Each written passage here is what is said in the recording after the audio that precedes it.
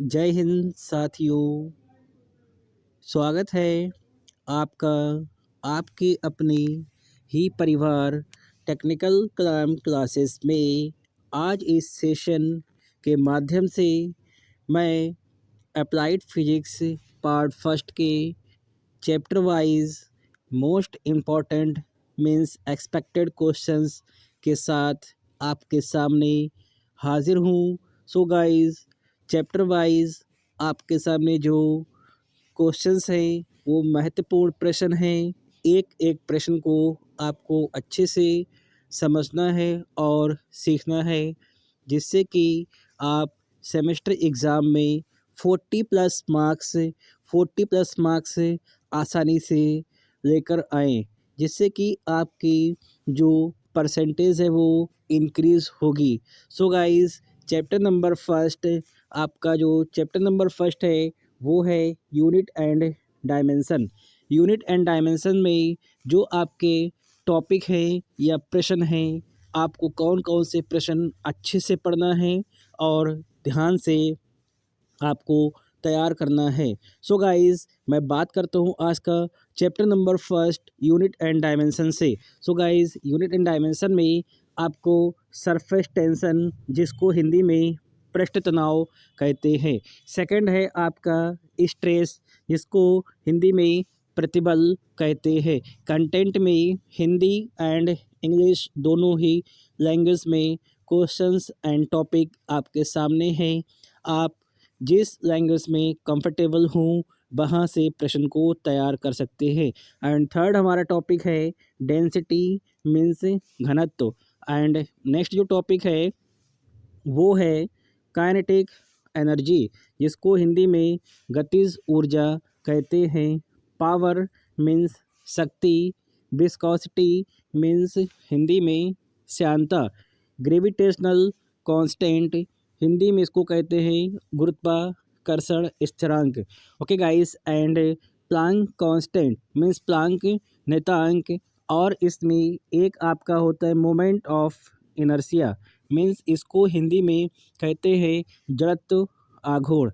जड़त्व आघूर्ण, हिंदी में इसको कहते हैं जड़त्व आघूर्ण। ये जो टॉपिक है आपको इन टॉपिक से बीमा निकालना आना चाहिए। सो गाइस, आप ध्यान रखिएगा कि जितने भी टॉपिक है आपके सामने, यहाँ से आपको बीमा कैसे फाइंड करेंगे। एंड एक और टॉपिक यहाँ पर ऐड करिएगा, मीन्स टॉर्क आघूर्ण, जिसको हिंदी में आघूर्ण कहते हैं। इसको हिंदी में आघूर्ण कहते हैं। ये टॉपिक है आपके, यहाँ से आपको बीमा मीन्स चैप्टर नंबर 1 में रिपीट करता हूँ, surface tension, stress, density, kinetic energy, power, viscosity, gravitational constant, Planck constant, moment of inertia and torque.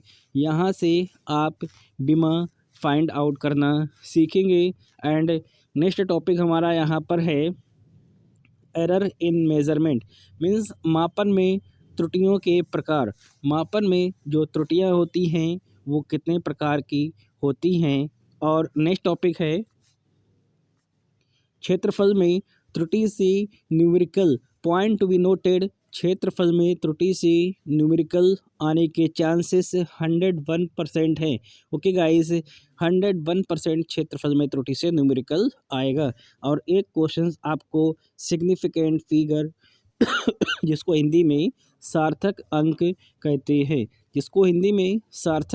कहते हैं, सो गाइस, ये आपके चैप्टर नंबर 1 के टॉपिक आपके सामने हैं कि आपको यहाँ तक आपको क्या निकालना है, बीमा।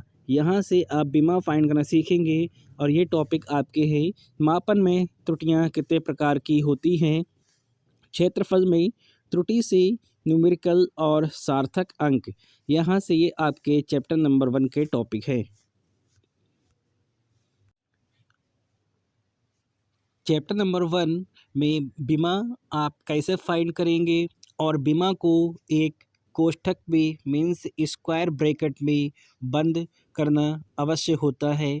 सार्थक अंक से भी क्वेश्चंस आने के चांसेस है। एंड क्षेत्रफल में त्रुटि से न्यूमेरिकल। सो गाइस, क्षेत्रफल में त्रुटि से न्यूमेरिकल की अच्छे से प्रैक्टिस करके आपको जाना है और मापन में त्रुटियां कितने प्रकार की होती है। एंड गाइस, मूव करता हूँ चैप्टर नंबर 2 की ओर। चैप्टर नंबर 2 जो आपका है force and motion. Force and motion से आपको स्केलर एंड वेक्टर क्वांटिटीज़ पढ़ के आना है। मीन्स अदिश और सदिश राशियों में अंतर। अदिश राशियाँ क्या होती हैं और सदिश राशियाँ क्या होती है। सो गाइस आपने अच्छे से पढ़ा होगा कि अदिश राशियाँ क्या होती हैं। वे भौतिक राशियाँ जिन्हें पूर्णता व्यक्त करने के लिए सिर्फ और सिर्फ मीन्स परिमाण की आवश्यकता होती है, दिशा की नहीं। जबकि सदिश में परिमाण के साथ साथ दिशा की भी आवश्यकता होती है। ओके गाइस, एंड परिभाषा के इस बात में एग्जाम्पल आप दे देंगे 2-4, आप फुल मार्क्स यहाँ से प्राप्त करेंगे। सेकंड टॉपिक है आपका समांतर चतुर्भुज का नियम। समांतर चतुर्भुज का नियम, जिसमें कि परिणामी बल आर का मान फाइंड आउट करते हैं। R is equal to under root में P square plus Q square plus का 2pq कॉस थीटा, जहाँ पर थीटा दो बल पी और क्यू के मध्य का कोण होता है। थीटा यहाँ पर पी और क्यू के बीच का कोण होता है। और दिशा आप किस प्रकार से फाइंड करेंगे, ये समांतर चतुर्भुज का नियम आपको अच्छे से पता होना चाहिए। बहुत ही ज़्यादा क्वेश्चंस आता है यहाँ से, और यहाँ से आपके न्यूमेरिकल भी पूछे जाते हैं। 1 नंबर में या एमसीक्यूज़ में आपको क्वेश्चंस देखने को मिलेगा। ओके गाइज, नेक्स्ट बात करता हूँ मैं। सेकंड हमारा यहाँ पर है बलों के त्रिभुज का नियम। बलों के त्रिभुज का नियम आप जानते हैं कि यहाँ पर यदि एक बल को आप P से दर्शाते हैं, दूसरे को Q से, तो जो इनका परिणामी होता है विपरीत दिशा के साथ में R से दर्शाया जाता है। ये हमारा कौन सा है, त्रिभुज का नियम कहलाता है। सो गाइस, बलों के त्रिभुज का नियम आपको पढ़ के आना है। एंड नेक्स्ट बात करता हूँ चैप्टर नंबर 2 में। सो गाइस, वो आपका है रेखीय संवेग और संवेग संरक्षण का नियम। रेखीय संवेग की परिभाषा और संवेग संरक्षण का नियम क्या बताता है, और यहाँ से आवेग की परिभाषा। आवेग की परिभाषा यहाँ से आप पढ़ेंगे। और नेक्स्ट बात करता हूँ, पॉइंट टू बी नोटेड, बहुत ही ज़्यादा इम्पोर्टेंट है, सरल रेखीय गति पर न्यूमेरिकल। ओके गाइस, सरल रेखीय गति पर न्यूमेरिकल आपको देखने को 101% मिलेगा। 5 मार्क्स का क्वेश्चंस आएगा, इजी होता है, कोई भी छात्र क्वेश्चंस छोड़कर नहीं आएगा। प्रैक्टिस करके जाना है आपको और अच्छे से क्वेश्चंस करके आना है। सो गाइस, नेक्स्ट मैं बात करता हूँ, यहाँ पर जो बात हो रही है नेक्स्ट, वो है रेखीय वेग और कोणीय वेग में संबंध। रेखीय वेग और कोणीय वेग में संबंध मीन्स आपको प्रूफ करना है B is equal to R omega. B is equal to R omega, जहाँ पर बी आपका जो है वो है रेखीय वेग और ओमेगा क्या होता है, ओमेगा आपका कोणीय वेग होता है। ये छोटा सा डेरिवेशन है, ये डेरिवेशन को आपको अच्छे से तैयार करना है और एग्ज़ाम में आए तो आप इसको करके अवश्य आएंगे। सेकंड टॉपिक हमारा यहाँ पर है गाइस। सेकंड टॉपिक है रेखीय त्वरण और कोणीय त्वरण में संबंध। Means A is equal to R alpha. A is equal to R alpha. A यहाँ पर रेखीय त्वरण है और अल्फ़ा जो है वो कोणीय त्वरण होता है। इसमें भी संबंध, ये दोनों संबंध एक साथ 5 नंबर में पूछे जाते हैं। सो गाइस, ये दोनों संबंध एक साथ 5 मार्क्स में पूछे जाते हैं। आपको दोनों डेरिवेशंस को अच्छे से तैयार करना है। एंड फिर देखिएगा, आपके में एक टॉपिक है लिफ्ट। तो लिफ्ट के 5 केस बनते हैं, 1 से लेकर 5 तक जो केस बनते हैं, पांचों केसेस आपको अच्छे से आना चाहिए। मैंने सारे cases first, second, third, fourth and fifth से डेराइव किए यहाँ पर हैं। तो आप देखिए, जो फर्स्ट केस है वो आपका यहाँ पर क्या है कि जो लिफ्ट जो है वो ए त्रिकोण से यदि नीचे आ रही है, यदि लिफ्ट है ए त्रिकोण से नीचे आ रही है या ए त्रिकोण से सेकंड है ऊपर जा रही है, ए त्रिकोण से नीचे आ रही हो या ए त्रिकोण से ऊपर जा रही हो, दोनों केसेस आपको अच्छे से आना चाहिए। एंड जो केस नंबर थर्ड है गाइस, केस नंबर थर्ड में आपसे कह रहे हैं कि एक समान वेग से ऊपर या नीचे जा रही हो, लिफ्ट जो है वो एक समान वेग से ऊपर या नीचे जा रही हो, ये भी डेरिवेशन आपको अच्छे से आना चाहिए। एंड थर्ड जो आपके पास यहाँ पर हो गया, फोर्थ की बात करता हूँ मैं। पॉइंट नंबर फोर्थ में लिफ्ट जो है आपकी ब्राह्मा अवस्था में हो, मीन्स स्टेट ऑफ रेस्ट में हो, और यदि डोरी टूट जाए तो ये जो आपका बहुत ही ज़्यादा इम्पोर्टेंट है, यदि डोरी टूट जाए तो ये लिफ्ट का केस यहाँ पर 1 to 5 केसेस बने हैं। हर एक केस की आपको अच्छे से प्रैक्टिस करना है। और अभिकेंद्र त्वरण और अभिकेंद्र बल की परिभाषा, अभिकेंद्र बल और अभिकेंद्र त्वरण की परिभाषा आपको अच्छे से आना चाहिए। बहुत ही ज़्यादा महत्वपूर्ण प्रश्न है, यहाँ से आपको मैक्सिमम टू मैक्सिमम प्रश्न एग्ज़ाम में देखने को मिलेंगे। सो गाइस, मूव करता हूँ नेक्स्ट चैप्टर की ओर। चैप्टर नंबर थर्ड हमारा है work power and energy. Work power and energy में आपको क्या क्या तैयार करना है। लॉ ऑफ फ्रिक्शन मीन्स घर्षण के नियम, लॉ ऑफ फ्रिक्शन घर्षण के नियम, फ्रिक्शन एंगल मीन्स घर्षण कोण क्या होता है और यहीं से आपको टाइप्स ऑफ फ्रिक्शन भी आना चाहिए कि घर्षण के कितने प्रकार होते हैं। ओके गाइस, कार्य ऊर्जा प्रमेय 101% आप तैयार करके जाइएगा, 100% आपको पेपर मिलेगी कार्य ऊर्जा प्रमेय। और स्टॉक का नियम भी आपको 100% पेपर में मिलेगा। ये गाइस वो टॉपिक हैं जो हर सेमेस्टर में आपसे पूछे जाते हैं। जो ऑड सेमेस्टर आपका होता है, प्रत्येक ऑड सेमेस्टर में मैक्सिमम क्वेश्चंस इन टॉपिक से उठाए जाते हैं। श्यानता एंड सीमांत वेग भी आपको आना चाहिए, श्यानता यहाँ पर और सीमांत वेग। ओके गाइस, नेक्स्ट बात करता हूँ यहाँ पर कि जड़त्व आघूर्ण। चैप्टर नंबर 4 हमारा है रोटेशनल मोशन। यहाँ से मोमेंट ऑफ इनर्शिया मीन्स जड़त्व आघूर्ण की परिभाषा। और एक आपके पास यहाँ पर स्टेटमेंट पूछते हैं समांतर अक्ष और अभिलंब अक्ष प्रमेय। इसका स्टेटमेंट और स्टैंडर्ड आपको पता होना चाहिए। जो डेरिवेशन है वो आपके कोर्स में नहीं है, डेरिवेशन आपको नहीं लिखना है, सिर्फ और सिर्फ स्टेटमेंट और इसका जो फार्मूला होता है वो आपको लिखना है। समांतर अक्ष प्रमेय का मीन्स यहाँ पर क्या होता है कि किसी भी बॉडी का जो सेंट्रॉयडल मोमेंट ऑफ इनर्शिया होता है, यदि उसको आप आईसीजी से दर्शाते हैं, किससे दर्शाते हैं, आईसीजी से, और इसी के समांतर एक अक्ष होती है जिसका नाम पीक्यू रख देते हैं, तो आपको गाइज यहाँ पर पीक्यू के समांतर मोमेंट ऑफ इनर्शिया फाइंड करना है। पीक्यू के मीन्स यहाँ पर जो मोमेंट ऑफ इनर्शिया है वो किस अक्ष के सापेक्ष, आपको पीक्यू के सापेक्ष फाइंड करना है। मोमेंट ऑफ इनर्शिया को आई से दर्शाते हैं, सफिक्स में लिख देंगे पीक्यू, तो ये आपका होता है ICG plus A H square. समांतर अक्ष प्रमेय का स्टेटमेंट और डेरिवेशन आपको पता होना चाहिए। इसी प्रकार से अभिलंब अक्ष प्रमेय क्या यहाँ पर है, एक्स अक्ष के सापेक्ष और वाई अक्ष के सापेक्ष जो मोमेंट ऑफ इनर्शिया होता है दोनों का योग जेड अक्ष के सापेक्ष होता है। यही हमें अभिलंब अक्ष प्रमेय के बारे में बताता है। सो गाइज, नेक्स्ट हमारी जो हेडिंग है वो है परिभ्रमण त्रिज्या मीन्स रेडियस ऑफ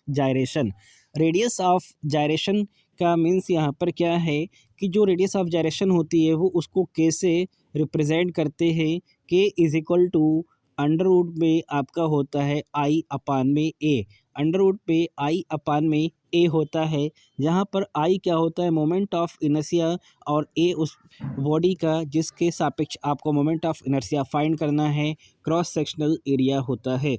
के से दर्शाते हैं मीन्स जो परिभ्रमण त्रिज्या है इसको के से दर्शाते हैं। परिभ्रमण त्रिज्या की डेफिनेशंस भी आपको आना चाहिए।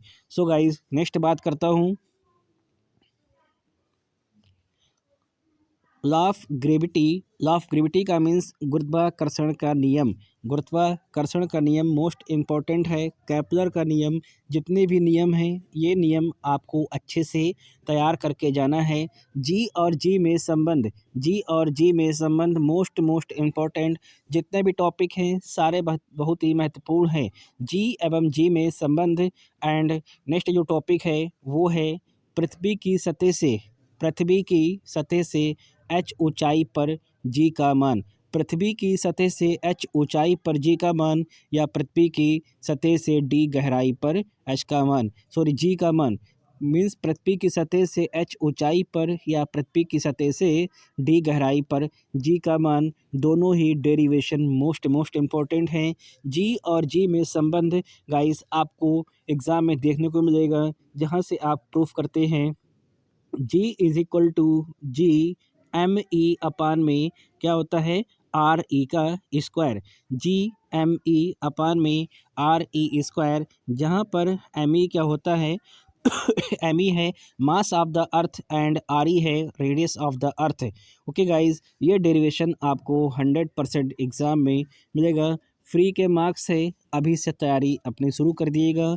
30 दिसंबर को आपका पेपर है। फर्स्ट मीटिंग में मैकेनिकल एंड सेकंड मीटिंग में इलेक्ट्रिकल का। सो गाइस अभी आपके पास समय है, उस समय को अच्छे से यूटिलाइज़ करिए और अपनी प्रिपरेशन को तैयारी में लगा दीजिएगा। ओके, अपनी प्रिपरेशन अच्छे से करिएगा जिससे कि आप एग्ज़ाम में 40+ मार्क्स आसानी से लेकर आएँ। मूव करता हूँ नेक्स्ट चैप्टर की ओर। चैप्टर नंबर 5 गाइस आपका मोस्ट इम्पॉर्टेंट है। जितने भी टॉपिक हैं हर एक टॉपिक महत्वपूर्ण है, हर एक टॉपिक आपका महत्वपूर्ण है। जैसे कि फर्स्ट आपका जो टॉपिक है वो है हुक लॉ, मीन्स हुक का नियम आपको क्या बताता है यहाँ पर कि with in the elastic limit stress क्या आपका होता है यहाँ पर है समानुपाती होता है स्ट्रेन के।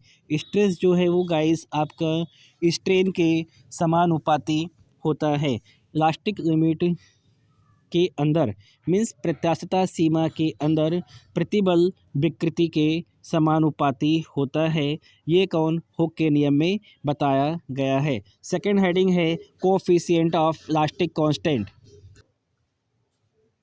गाइस सेकंड टॉपिक है coefficient of elasticity. Coefficient of elasticity 3 होते हैं। फर्स्ट ई होता है, सेकंड जी होता है और थर्ड आपका के होता है। ई का मीन्स होता है यंग मापांक।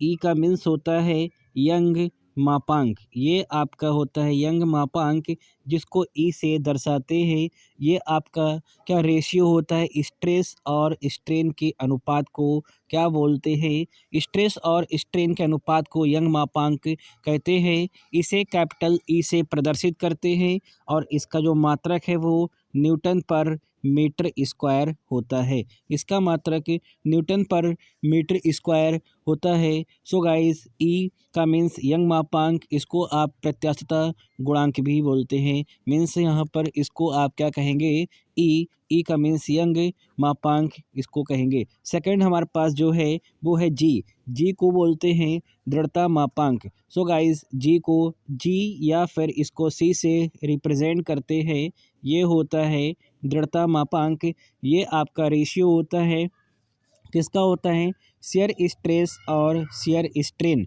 शेयर स्ट्रेस और शेयर स्ट्रेन के अनुपात को दृढ़ता मापांक कहते हैं। इसे जी से प्रदर्शित करते हैं और इसका भी मात्रक न्यूटन पर मीटर स्क्वायर होता है। इसका भी मात्रक न्यूटन पर मीटर स्क्वायर होता है। इसी प्रकार से के को बोलते हैं आयतन मापांक। आयतन मापांक ये आपका आयतन मापांक होता है।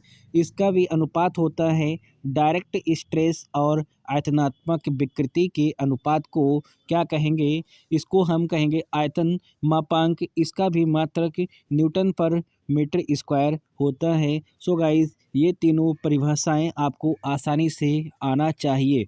सेकंड हेडिंग है, जो सेकंड हमारी टॉपिक है वो है कंप्रेसिबिलिटी मीन्स संपीड़ितता। संपीड़िता को गाइस बीटा से रिप्रेजेंट करते हैं और बीटा जो होता है वो माइनस साइन टाइम्स अपान में 1/k होता है। मीन्स यहाँ पर आयतन विकृति के मीन्स जो आयतन मापांक के व्युत्क्रमानुपाती होता है। संपीड़िता जो होती है वो आयतन मापांक के व्युत्क्रमानुपाती होती है। यहाँ से आप इसको डिफाइन करेंगे। एंड गाइस जो नेक्स्ट हेडिंग है वो है प्रतिबल और विकृति। सो गाइस प्रतिबल आप स्ट्रेस से रिप्रेजेंट करते हैं। ये क्या होता है? Internal resisting force per unit area. Internal resisting force per unit area that is called stress, इसको आप प्रतिबल कहते हैं। और इस सिग्मा से दर्शाते हैं, इसका मात्रक न्यूटन पर मीटर स्क्वायर होता है। गाइस सेकेंड हेडिंग है आपकी विकृति, और विकृति को स्मॉल ई से रिप्रेजेंट करते हैं। विकृति क्या होता है आपका? Change in dimension to the original dimension. Means विमा में परिवर्तन और प्रारंभिक विमा के अनुपात को क्या कहेंगे? विकृति बोलते हैं। विकृति विमाहीन एक राशि है जिसे ई से प्रदर्शित किया जाता है। ओके गाइस, ये बहुत अच्छे अच्छे टॉपिक हैं। मीन्स चैप्टर नंबर 5 आपका मोस्ट इम्पॉर्टेंट है। यहाँ से आपको मैक्सिमम क्वेश्चंस मिलेंगे जो कि आप आसानी से कर सकते हैं। सो गाइस, बात करता हूँ नेक्स्ट टॉपिक पर, पॉइजन अनुपात। पॉइजन अनुपात को म्यू से रिप्रेजेंट करते हैं। ये भी आपका क्या होता है? रेशियो होता है। किसका होता है ये? पार्श्व विकृति और अनुदैर्ध्य विकृति। पार्श्व विकृति और अनुदैर्ध्य विकृति के अनुपात को पॉइजन रेशियो कहते हैं। इसे म्यू से दर्शाते हैं। म्यू का मान हमेशा 1 से कम होता है, हमेशा 1 से कम होता है, और ये एक विमाहीन राशि होती है। पॉइजन अनुपात एक विमाहीन राशि होती है।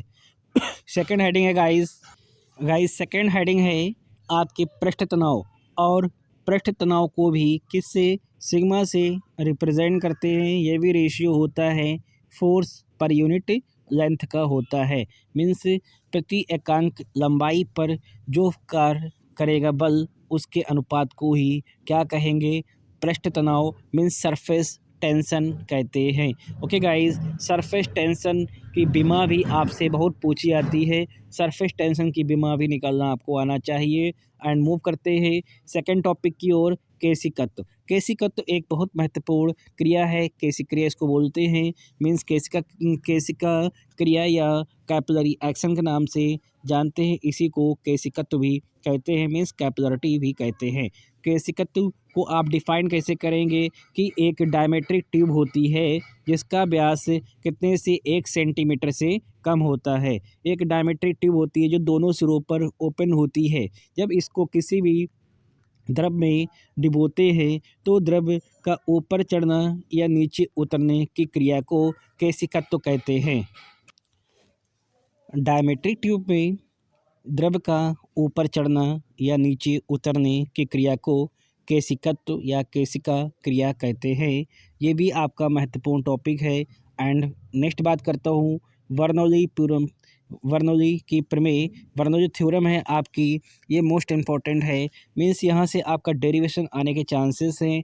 बर्नौली की प्रमेय आप जानते हैं, यहाँ पर क्या होती है? Z plus P upon rho जी और प्लस वी स्क्वायर अपान में 2g is equal to constant, जहाँ पर जेड क्या है? Potential energy, second term P upon rho g pressure energy, and V square upon 2g ये है काइनेटिक एनर्जी। तीनों प्रकार की ऊर्जाओं का योग नियत होता है।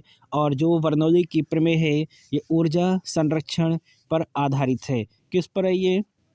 ऊर्जा संरक्षण पर आधारित है। इसको डैनियल जो उनका पूरा नाम है वो है डैनियल बर्नौली, इन्होंने दी थी। ओके गाइस, इसमें क्या होता है कि जो स्पीड होती है वो आपकी व्युत्क्रमानुपाती होती है। किसके? प्रेशर के। स्पीड जो होती है वो प्रेशर के व्युत्क्रमानुपाती होती है।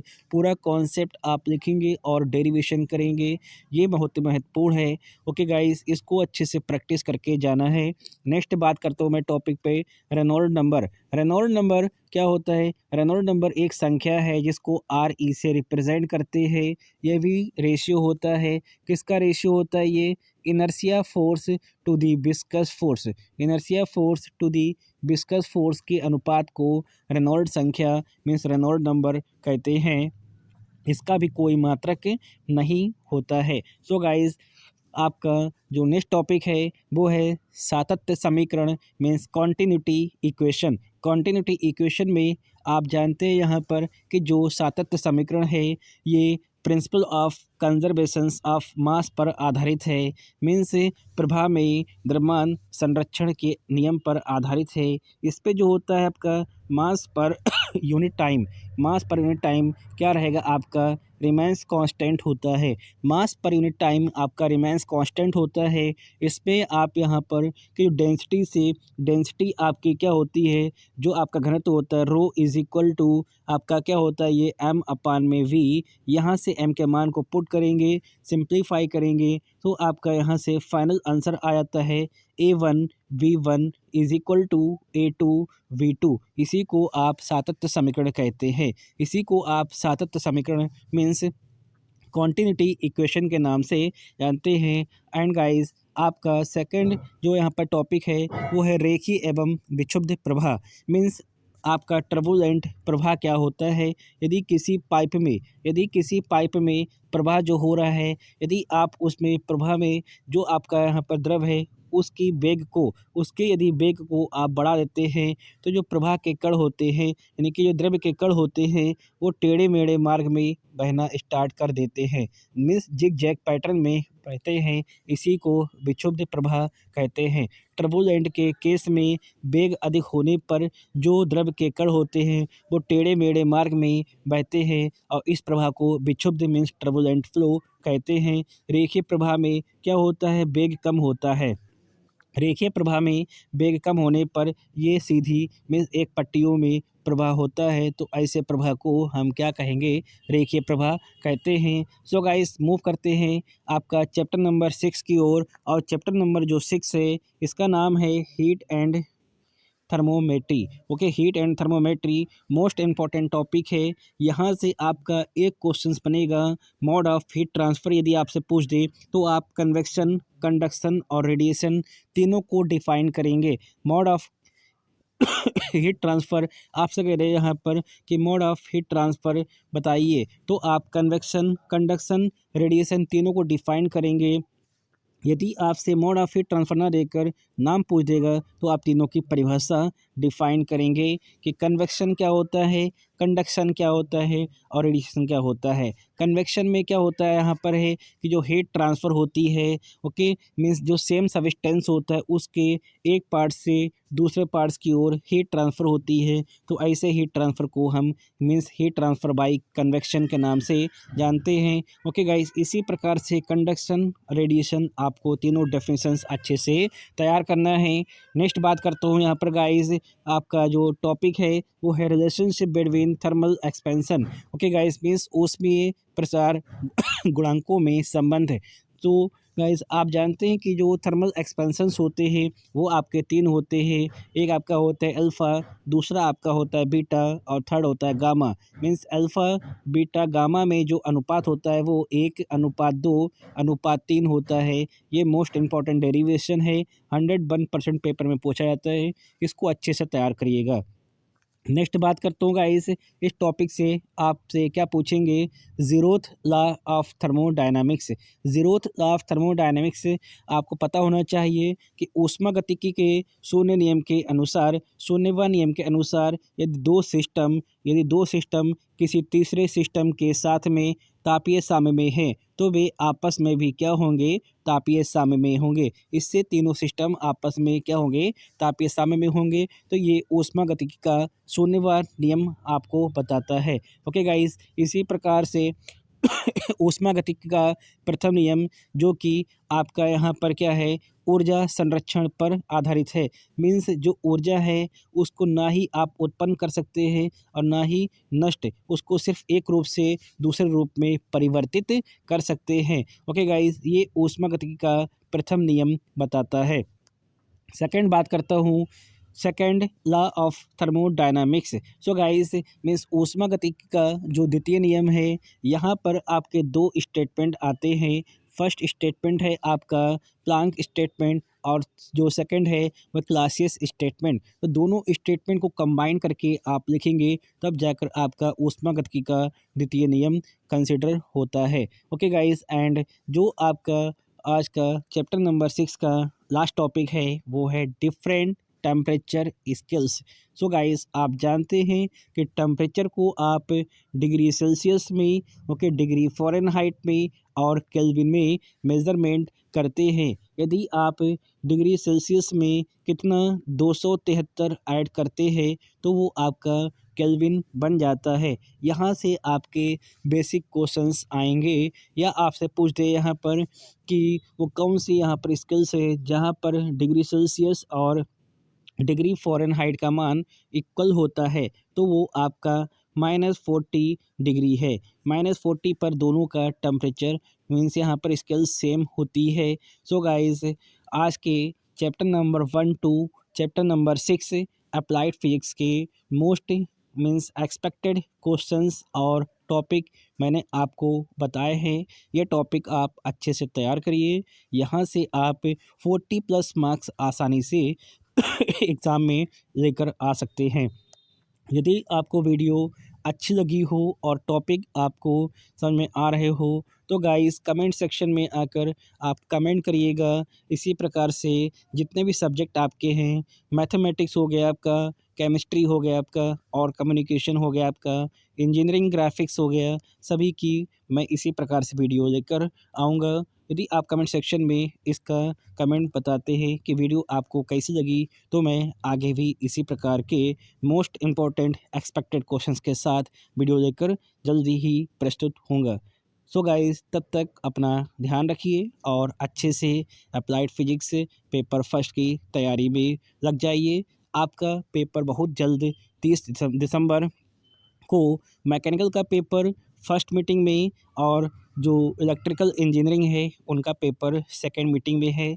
आप अच्छे से अपनी तैयारी करिए। Best of luck.